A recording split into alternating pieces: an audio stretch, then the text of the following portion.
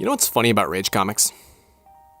They came around, they were funny for a while, slowly died off, and then they were gone. But the thing is, I don't think we ever stopped using them. We just started drawing them differently. Similarly, I used to say that YouTube drama began in 2016, with Leafy and H3 and all that, but I think it's been here the whole time. And we just became more interested in it recently. In fact, drama has kind of become content itself for a lot of people. It's fascinating how one creator can lose everything over something kind of petty, and another one can get off scot-free after doing something terrible. And if you ask me, whether or not you get canceled comes down to two things: the type of audience that you've built, and how you respond to the drama. It's crazy to think about a time when a potentially massive YouTube scandal could just kind of be brushed under the rug. But that's exactly what happened in 2013 when the Game Grumps broke up. The first time, that is. June 25th, 2013. Nearly 8 years ago. It was summertime. The birds were out, the sun was shining, and if you knew where to look, a mystery was about to unfold. Game Grumps, a mid-sized channel with a cult following. There was, let's say, a shift in management. Our victim, Jontron, is out of the picture, and his partner, Aaron, our prime suspect, isn't talking. I'm not exactly sure why I keep finding myself drawn to this dumb drama from almost 10 years ago.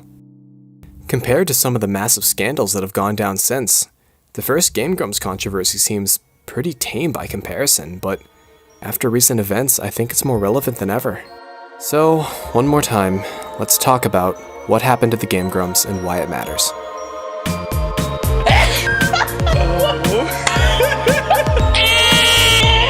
What is this? You don't know! That's all I wanted to know! It wasn't me, it was my brother. Give up, that's it. Scriptures. It's Batman! Never seen it. Yeah, we basically sold out at this point, haven't we? I'm just a little bit scared right now. I'm just a little bit scared, dude.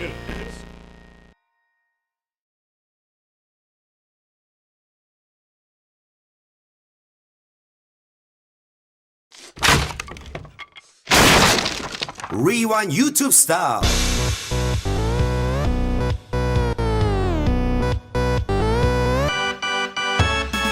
The year is 2012. The world is ending, Gangnam Style is popping off, the world is ending, and Let's Plays are the newest tick sucking up on the dried up vein. Nowadays, everyone either has a podcast, a Twitch channel, or depression, but back then, everyone had a gameplay channel, and a mild sense of discontent. There was something so genuine about the genre. Whereas most other YouTube videos felt like poorly produced and edgier SNL skits, Let's Plays just kind of felt like you were hanging out with someone. Creators weren't just creators anymore. They felt like someone you knew. Then, there was Game Grumps. Wow! I certainly love to play video games. Wow, me too. I also love to watch you play them and then have it filmed and shown for our audience at home. What a coincidence! Welcome to Game Grumps, where we do that.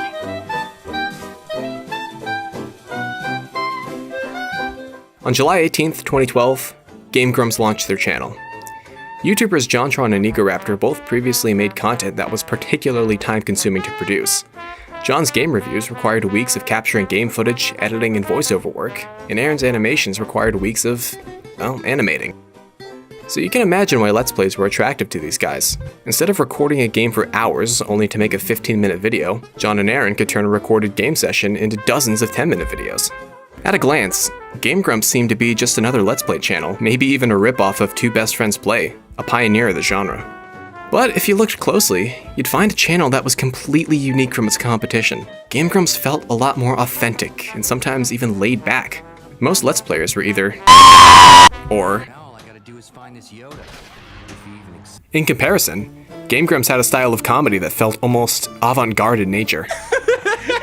Well, you've changed their names like 6 times now. No. The first one, the red one is Brinks, and then the blue one is.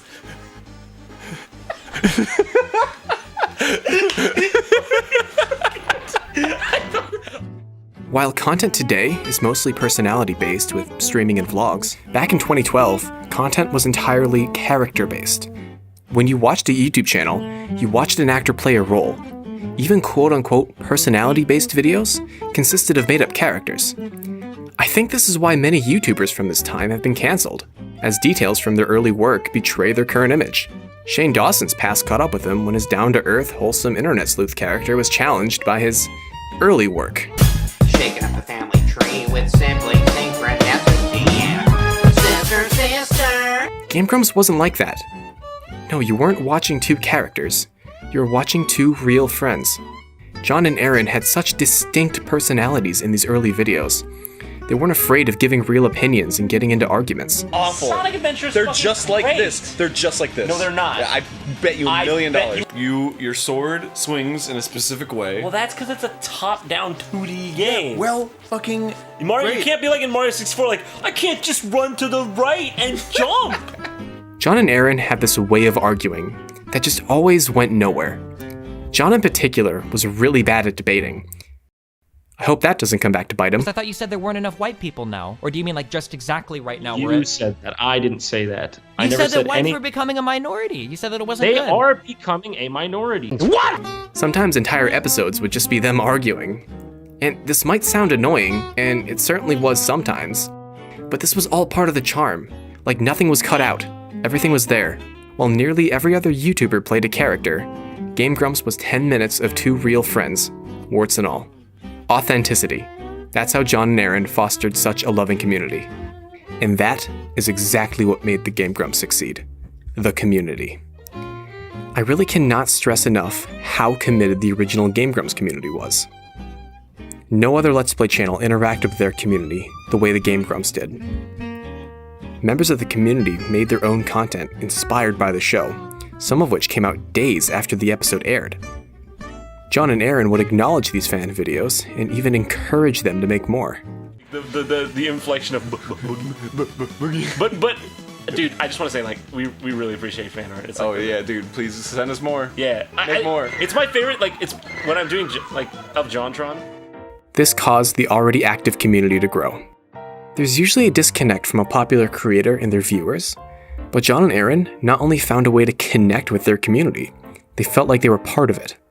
If you ask me, streaming on platforms like Twitch has slowly taken over gaming content on YouTube because of how it allows a streamer to interact with their viewers, and Game Grumps was way ahead of the curve in this way. The Game Grumps channel quickly surpassed both John and Aaron's original channels in subscriber count, and that showed no signs of slowing. In 2012, people kind of had a habit of overdoing things, so I guess nothing's changed. Instead of playing games to death, John and Aaron had a habit of moving around, playing a game for a couple of episodes, then moving on to something new. With one exception. It kind of looks like an upside down Sonic the Hedgehog. Oh no! What is this?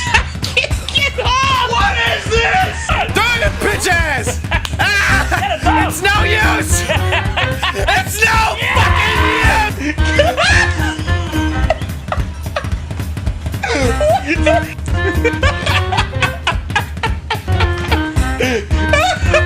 Please fall with your friends. You don't mind playing it again after you're done because it's a fucking good game. Also, light chips. Aaron wins! Silver wins! Sonic wins! Sonic 06 is the most iconic playthrough of the John era, and it was the only one to last all the way until John's departure.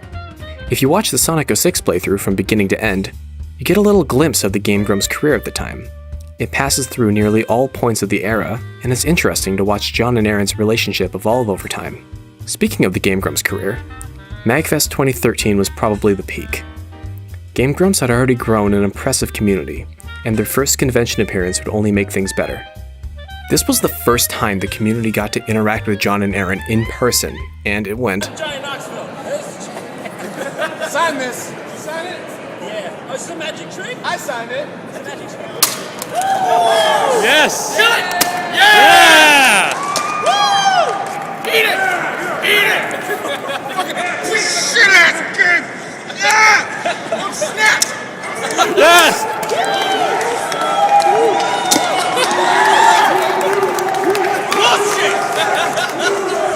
Really, really well. If the community was committed before, they were in love now. Game Grumps at MagFest and the weeks following represent the John era at its highest. It should be noted that an entire week of Game Grumps content was cut from one recording session, so if anything went wrong during production, it would last throughout the entire week. Let's say a cough, for instance. How is that fair? How does me knowing exactly what you know so that we can do things equally unfair to you? After MagFest, John and Aaron would collaborate and branch out with others. The Grant Kirkhope episode was particularly popular. It seemed like Game Grumps was unstoppable as they prepared to attend another convention, E3 2013. What could possibly go wrong? Except wait, where's John? Yeah, during E3, John kinda disappears. Weird. Directly after E3, Game Grumps Twitter announced that they would be cutting back to one episode a day due to circumstances beyond our control. And about a week later, it happened. You know, some days, you just gotta get up. You gotta get up in the morning and take inventory of yourself and realize I can't be sitting here playing video games every day. I gotta be a man. I gotta be a bigger man. I gotta make a slightly more complicated show about playing video games. So that's it. That's right, guys. Thanks for being here for this year of Game Grumps. I really appreciate you guys have been supporting us and watching us for... They dropped this video to announce that John would no longer be on the show and would be replaced with Dan. Immediately. Wow. Like, in case you weren't there, this was literally the first time we heard anything about John leaving the show. And I mean, it's not the worst way to announce it. I mean, they could have told us nothing. But for real, this was such a strange and shocking and weirdly insulting move. Like, it doesn't answer any of the questions the community might have had, it only raises more. It's like the Hydra. For every head you cut off, 2 more grow in its place. Yeah, okay, and maybe if this video was just about John leaving, maybe it could have flown. But they actually try to introduce Dan in the same video. Yes, the very day John leaves, Dan started. And I want to remind you guys that this is the first time we learned any of this. I cannot begin to imagine how anyone thought this was a good idea. What were they thinking? On August 12th, 2013, John released his first video in almost 8 months. Also the first video in his new home in New York. And he made it clear that he was here to stay. So, that was it. The end of the John era. Unexpected, unexplained, and if you blinked, you might have missed it.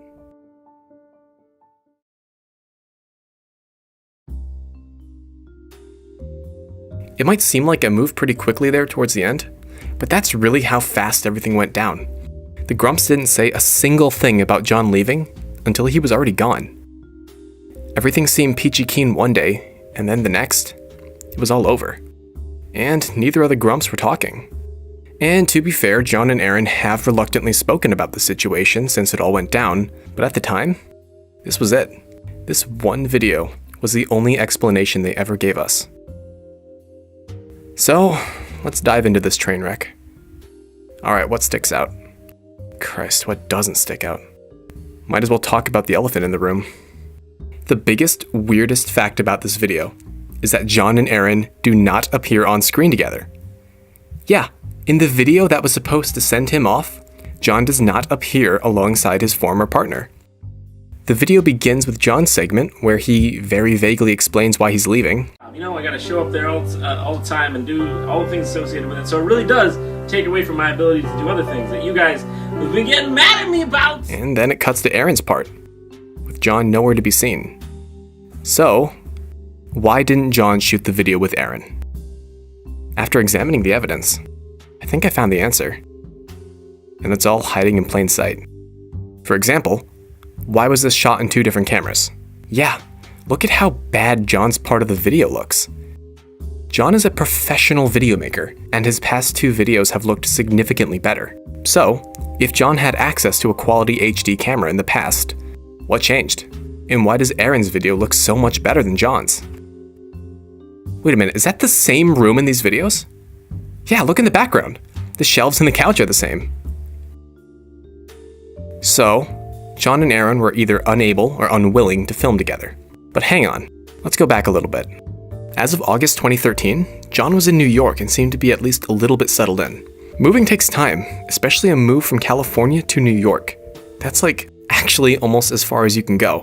When exactly did John arrive in New York? I'm gonna let you guys in on a little something.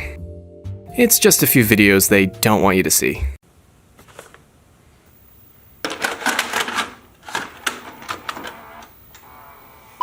I live in Harlem. Is that why? Yo, are you on the Harlem Globetrotters? I live in fucking Harlem. Spread the word. I don't live in Harlem. No, I heard it. I've heard about it. See puppy. Danny If wants I to see could turn puppy. my webcam on for 3 seconds, I can show my ferret, but I can't turn my webcam on right now. Alright, apparently people do like... I gotta go. I really gotta go. It's like 2 a.m. No, come on, dude, seriously, don't leave, Oh yeah, don't I leave. forgot you're in New York. Yeah, I'm in New We're York. like God damn it, Austin! We're like a... Wait, what? Alright, guess out of the bed. That clip implies that this is the first time John revealed he was in New York, which is true as far as I can tell. The clip was uploaded to YouTube on July 7th, 2013. So, at the very latest, John was in New York simply 11 days after they announced his leave from Game Grumps. I will say again, John somehow moved from California to New York in less than 2 weeks. Even if you take the date from the circumstances beyond our control tweet, you're still only left with 29 days, which is still an extremely short amount of time to plan a move. So the point still stands. And keep in mind, both these numbers are very, very liberal. This was originally live streamed, so I'm getting the date from a re-uploaded clip. So it's entirely possible that he was in New York even sooner. Either John can somehow move his entire life across the country in 11 to 29 days, or he was planning this move for much longer than we know. In the Sonic 06 playthrough, John talked about how he visited New York and fell in love with the city. This looks like New York City. I have New York City on the brain. Because I was just there earlier fucking today. This is your brain. Huh? This is your brain on New York City. Look at that city, it must be New York. Well, I saw Falling Taxi, and it looks like New York, so... Oh, because Los Angeles doesn't have taxis. Philadelphia definitely doesn't have taxis. Sonic. Look how many taxis, and look how many buildings, and how concentrated, and how tall. It is reminiscent of New York fucking City. I'm assuming it's supposed to be like that. Getting approved for a lease can take a while sometimes. And not to mention he would have had to deal with his lease back in California. But if this move was planned, why was the transition of the hosts handled so poorly? Why wouldn't they shoot the video together? I think it should be pretty clear that Ode to John wasn't planned. But something I think that was planned was Dan. Like I mentioned, Dan from Ninja Sex Party replaced John as the new host, and he makes an appearance in Ode to John at the very end. But here's the thing. This was actually his second appearance. Look at this dang-ass game. It's legitimately in my top 10. I hate video games! Hey guys, you wanna hang out and play video games? Sorry, guys. We gotta hang out and play video games. Shit!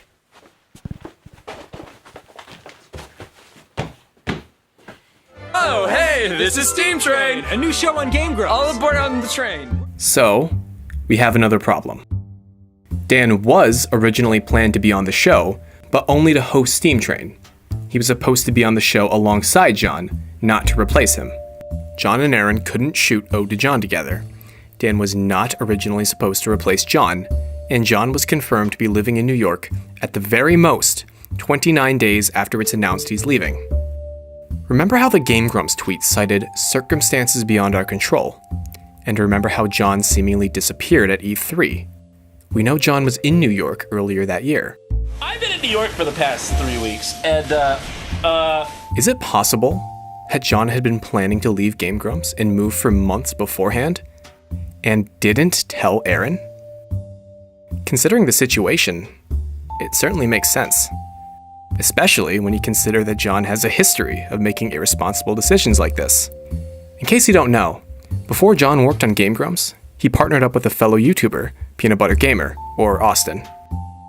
You can kind of look at this era as a proto-Game Grumps, as John and Austin would frequently livestream and collaborate together.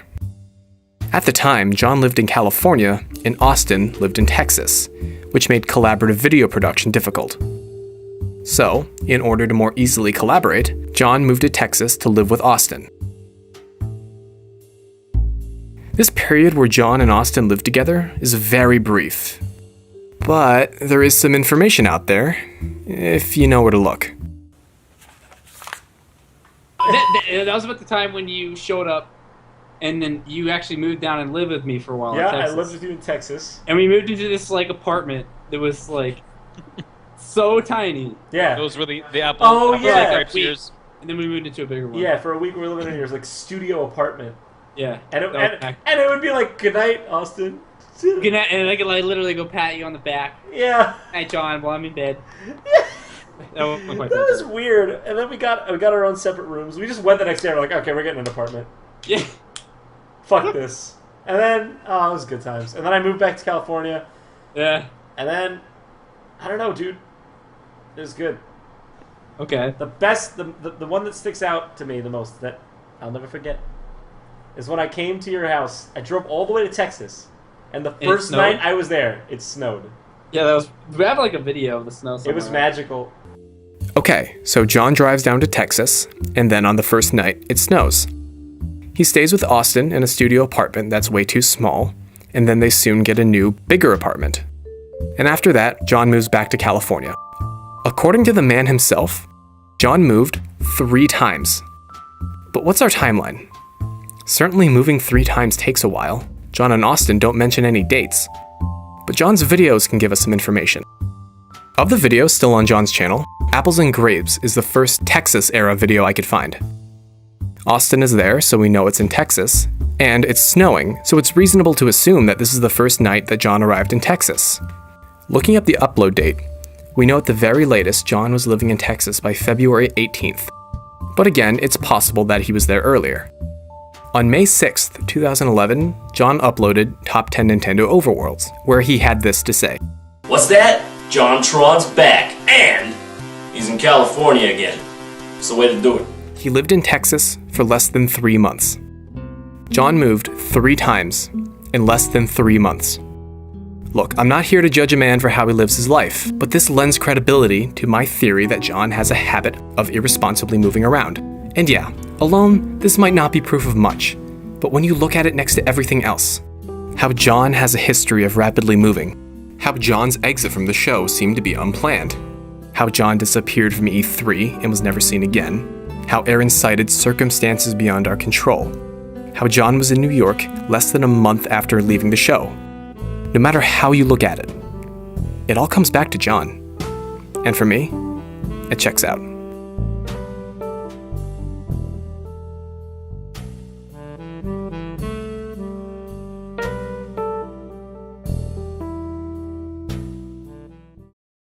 Oh, you didn't think I forgot, did you?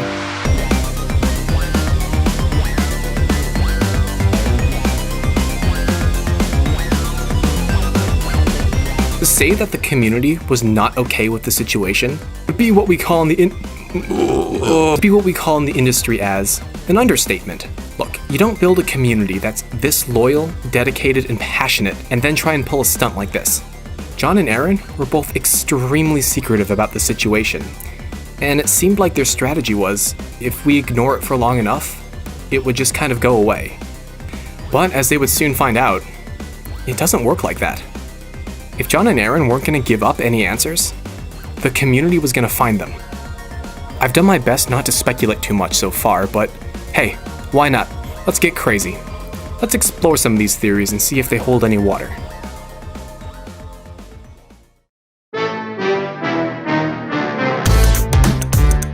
So, as far as I can tell, most theories revolve around 2 facts. 1, the fact that John and Aaron refused to even acknowledge the situation, and 2, John's rapid move across the country. And personally, I do agree that the way the situation was handled was very sketchy. And the way they expected the community just to accept the situation was really weird. Pleading the fifth is one thing. Doctoring your videos to remove references of John is, What? Yeah, I'm not making this up. In episode 18 of Mario 3D World, over a year after the E3 incident. So in this game, there's a feature where you can draw a picture on the Wii U gamepad and share it to other players. And at 5:53 in the video, you can see a mysterious blank image where a drawing is supposed to be. There's also a weird silence from Aaron and Dan as the blank image comes on screen. Aaron randomly loses a ton of energy. Listen to how much he's laughing and shouting, and then listen to how quiet he is afterwards. Where is Dan? Oh, that's the wrong one. It's just like, Burger! Look, it's a beautiful level. Okay. Alright. It's really, really obvious they're trying to cover something up. I mean, look at it. But what could they be hiding? Could it be John? Pull that image down. Zoom. Enhance. Wait. Adjust the color. Look, look, look, look. If you adjust the color, bam. These ones have a thin red line, and if you line them up, you see the lines, they aren't the same size. Alright, look, I know some of you might say that it could have just been, you know, like a penis or a racial slur or something, but that's exactly what they want you to think. No. No. I know we don't exactly have, hard evidence or proof, but what else could it be? No, it was John. Case closed. Next. Alright, okay, so look. We know John isn't a perfect person. Crime relative to wealthier black people? They do. Wealthy blacks also commit more crime than poor whites. But maybe he's more than just not perfect. What if he's downright evil? Okay, look, hear me out. What if John did something to Susie? Look, John didn't go to Susie and Aaron's wedding, okay, and Nicole, John's girlfriend at the time, didn't like Susie. We know this because she talked about it on Reddit. And, and John has discussed some, disturbing things about Susie before. It's like my gingerbread house that I, spent a night decorating with my girlfriend, and it was, a fucking, moment. And it, represents something in our relationship. And John's just like, would you be mad at me if I punch this? And it's like, of course I would, John. It'd be so funny if you're like... And, at least in my it's absolutely clear that John had it out for Susie, and Nicole was not happy about it. Oh, wait, who is this Nicole character anyway? Like I said, she was John's girlfriend at the time, and she was pretty active online. She seemed pretty involved in John's whereabouts. Is it possible that she coerced John into leaving Game Grumps, serving as kind of like a Yoko Ono figure? Yeah, she was living in New York at the time, and it's clear John wasn't happy doing Game Grumps. Okay, fuck! Stupid F! Fucking idiots! Well, let's see what she had to say about the situation, Okay, maybe it wasn't Nicole, but what if it was John's other girlfriend, Erin? What if behind the scenes, the Game Grumps relationship wasn't as peachy keen as we thought it was? Was Erin abusive to John? Yeah. We have proof this time. Yeah. This guy on Reddit, he met John outside MagFest, and he had this to say. As most of us know, John was a huge Raptor fan before he actually met Aaron.